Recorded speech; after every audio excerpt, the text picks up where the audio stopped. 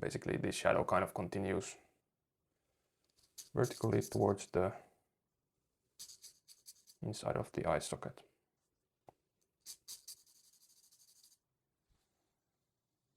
That is more or less our shadow shape inside the eye socket. Perhaps it comes down a little bit like this because this edge of the eye socket starts sort of casting a shadow over on here. So it sort of, I think it turns around towards us in the end.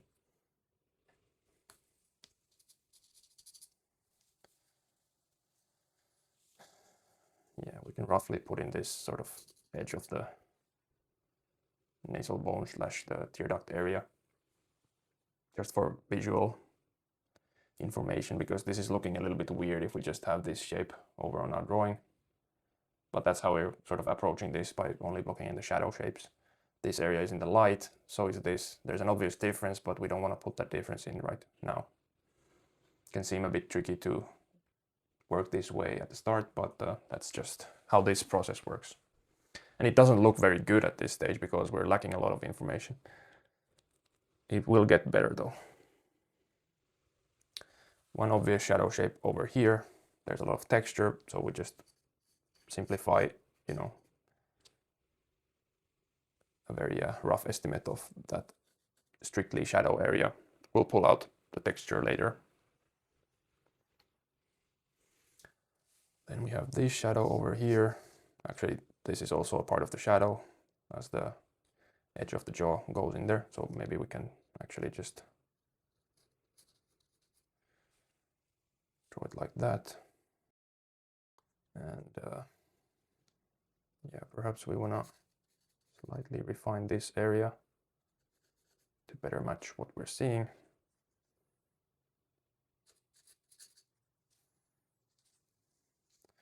There's this little sort of nugget that is remaining in the light on this bit here. So let's just sort of indicate this area as being in light as the next thing over on this side. We're just going to be falling into shadow again.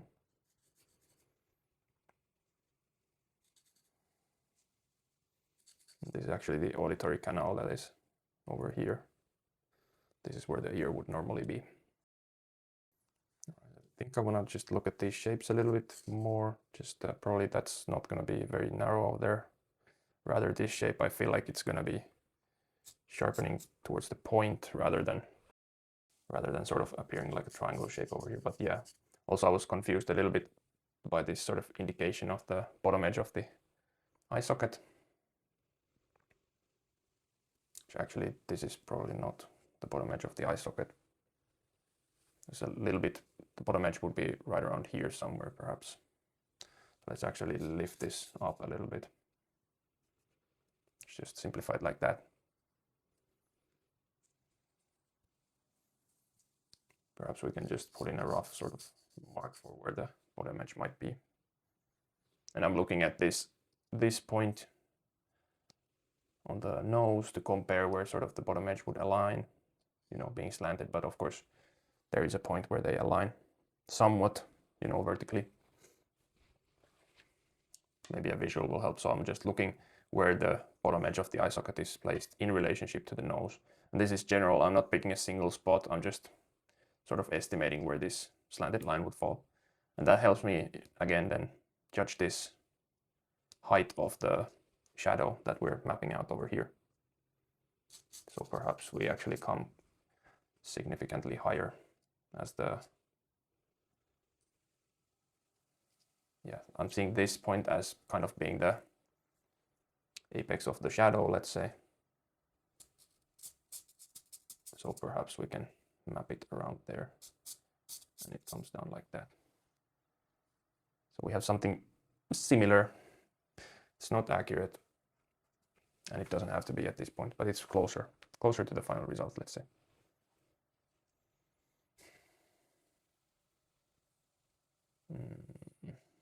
So we first put things down and then we start looking at it very critically.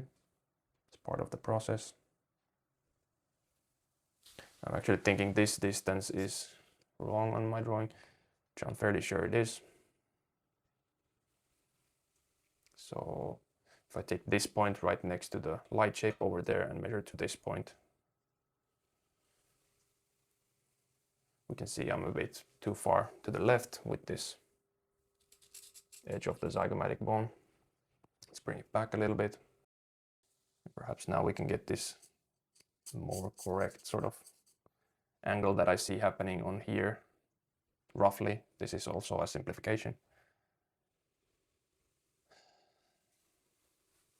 And yeah, if we push the bottom of the eye socket somewhere around here, we can start looking at this sort of negative shape or space between these two shapes in here, like if it's seeming right or not.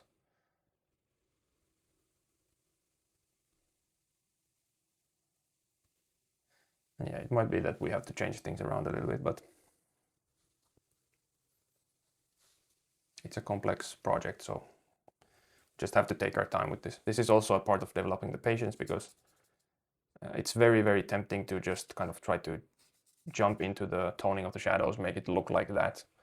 But we want to take our time, because, you know, if we tone this eye socket and we're off by half a centimeter or something, that's very much possible. This area right here is probably like paper white.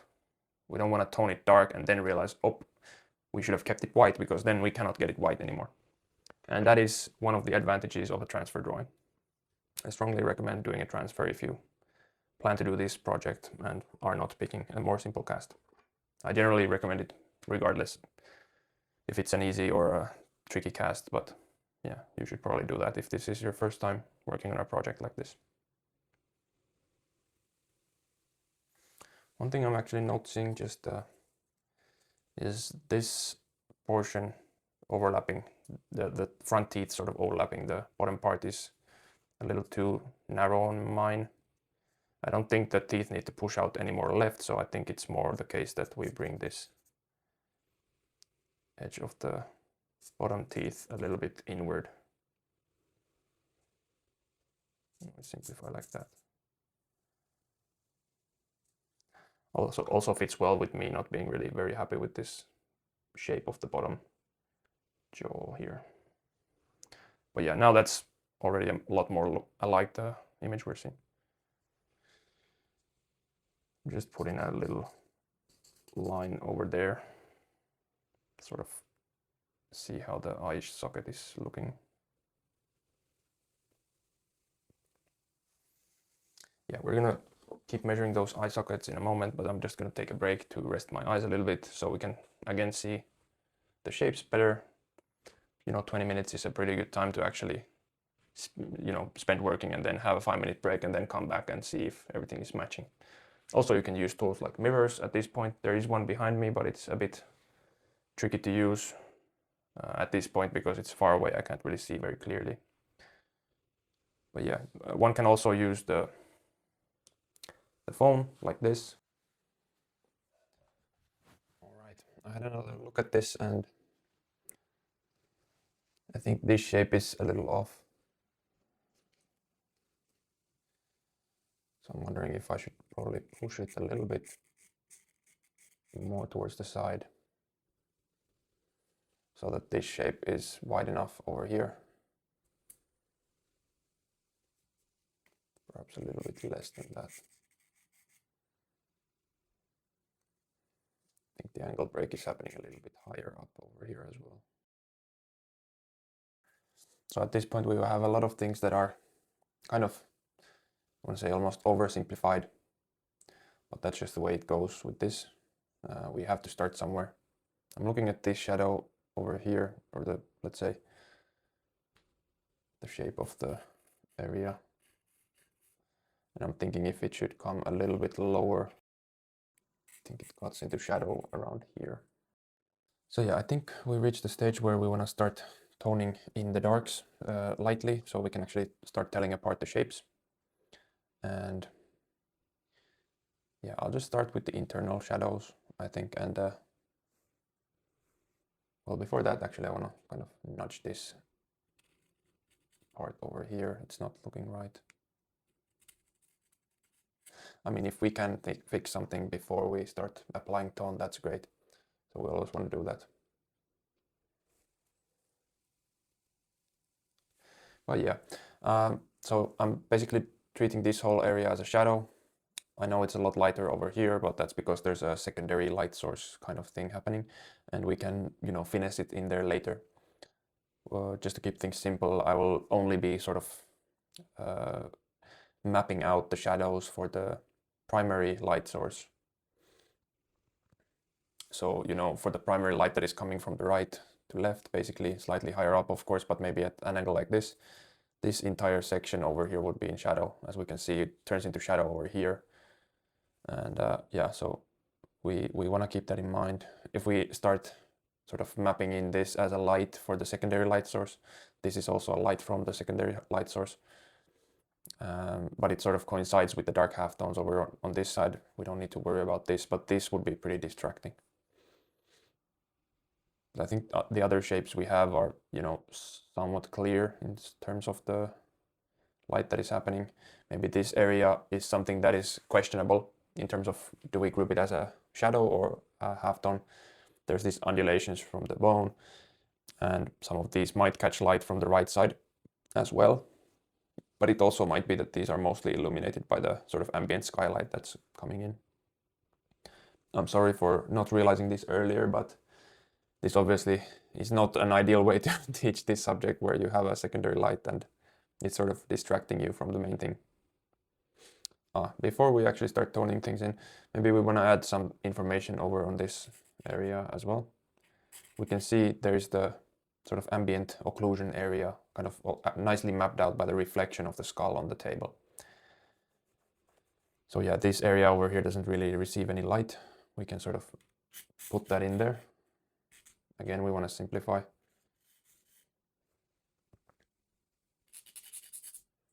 We can also like very loosely indicate where the reflection is going to happen. Doesn't really hurt. We're going to tone things in anyway, but just for visual sort of information, we want to have as much as we can at this point. But this is actually very dark. Even if we get some tone on there, we don't really mind.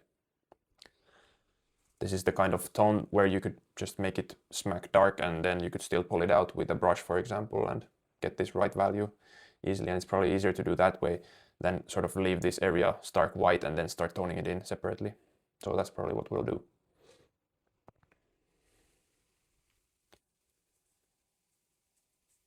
And yeah, probably underneath this skull there is the actual like ambient occlusion area, where, you know, none of the bounced light from around the skull is really reaching this area where there is the darkest kind of cast shadow of the skull. We don't really see it on this print over here, so let me just, well, actually we can just leave it at that. We don't need that information yet, but maybe just set a reminder over there that we might actually be toning this with the darkest stuff, which is the Rembrandt soft pastel. And this table edge actually goes over here, but we can sort of create a table edge like this over here. This is what we usually had in school, mostly just for illustration purposes. I will also tone this area beneath the table with the darkest stuff, so we can sort of separate this space from the stuff above, and this area over here will be the darkest point. All right, so let's just lightly tone things in. We'll see how this stump of ours actually works for it. For this stage, I'm actually trying to stay fairly, you know, accurate with the lines and everything, so you can then push them around freely. It's not giving me a really even tone. Let me just see if we can even it out a little bit by using the brush, which we can always do. This type of brush is not very precise, as you can see. It's probably best not to, you know, try to stay in the lines, so to speak, with this. Rather, we have a nice tip on this stump, which we can use for toning things in now. We're already losing the lines a little bit. I'm just trying to stay somewhat organized here and fix things as I go.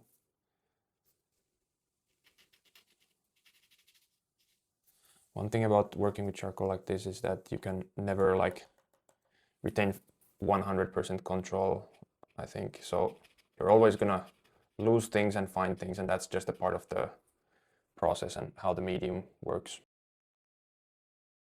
Yeah, the stump isn't really giving me a very smooth kind of finish. Also, it has differing amounts of charcoal on different spots, so that's one of the reasons I probably didn't really like using the stump in the first place.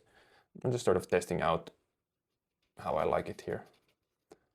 And why I'm testing it out on this project right here is because, well, it really doesn't matter. We're going to tone these things in a different way and with a darker tone in the future anyway, so now I can really see if I like to actually use this tool for this stage.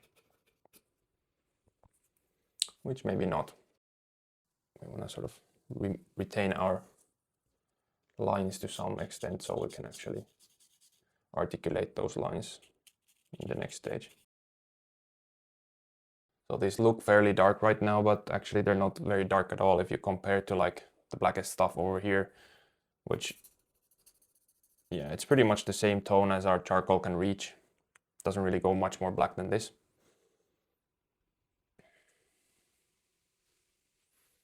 So we know we have a lot of range between this and this paper white, so this is gonna go darker in the end.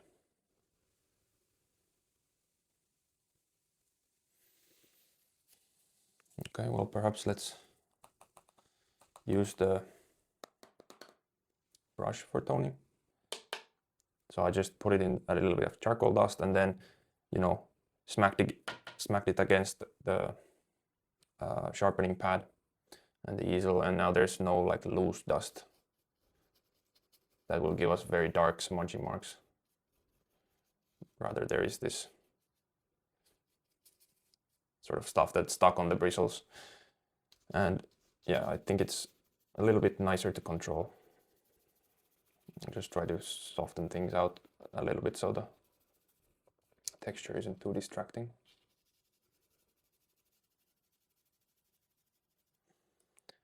The thing about the brush is though that it'll sort of erase your lines very easily. As long as you can see them, you're fine, but do try to take care with this stuff. With these tools you can actually very obviously see how this can start like approaching painting, and why this would be a good, you know, intermediate step. You don't really get to do stuff like this with the graphite so much. And you can apply graphite powder as well, but it's not really as malleable as the charcoal. And then I'm feeling like this is probably a sort of secondary light from the top, so I'm just gonna try to ignore that for now. There is a little bit of light over on this edge there, so let's just try to keep that as well. It's kind of not necessary at this point, but this is just for the sake of visual information. Well, I mean, this like initial toning in of the shadows it's all basically just for the visual information, so we can start comparing better these shapes. And whenever it starts to feel like I need to really scrub to get some marks out of this bristle, I'll just reload and tap the brush.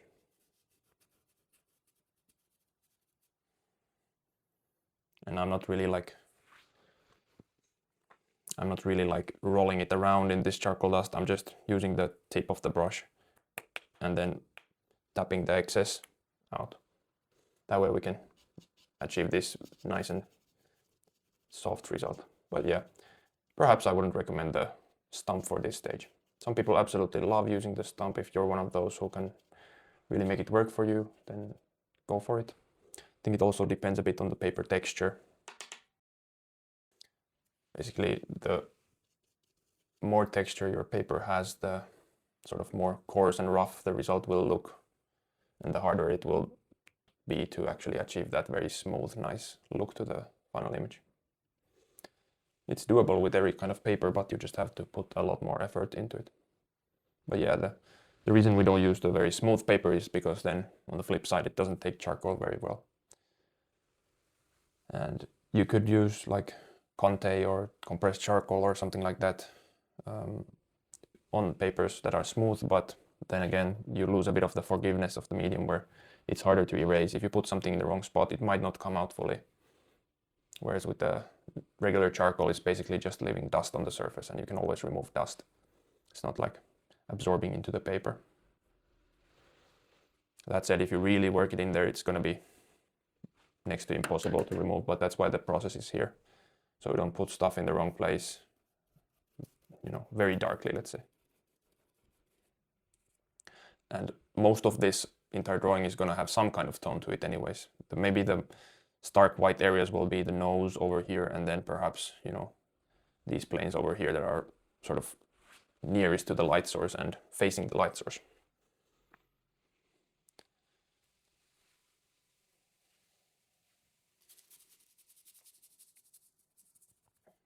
So yeah, this is mainly how I've done it so far with the brush. The brush is my favorite tool to use with the charcoal. And the paper stump was something I've used before in the transfer drawings, because there the paper is smooth and it leaves a very nice mark on there. So in the transfer drawings, then again, you might want to use the paper stump. If you're just using sort of regular paper, you might even be using just graphite on that paper as well.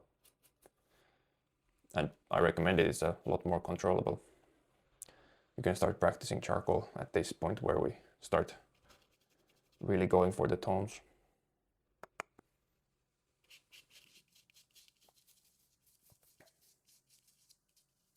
So a small recap at this stage. We started on this paper. Well, I'm doing it directly because I want to skip the transferring step, and that's purely selfish and also out of concern for your time.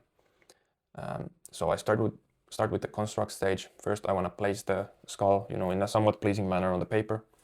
We did side size measurements, and then we slowly mapped out all the sort of surrounding measurements and angles on the skull.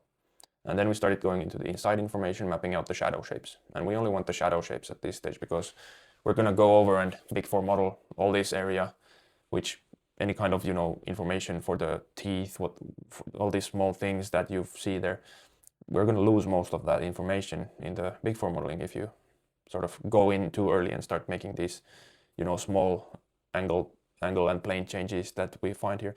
This is all basically just rendering and planes of light stuff.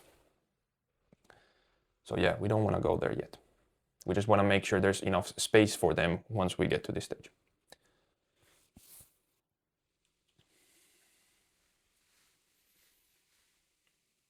So yeah, and following the sort of construct stage, we started now applying the tone. We mapped in the background a little bit. And with that, we're almost ready for the articulation, which means we actually start looking at the sort of final outlines for the drawing, which they're far from the final, let's face it. We're going to move things around quite a bit in the future because they will move around with this medium being kind of messy. As you already saw, I had to reinforce some lines where I started losing them.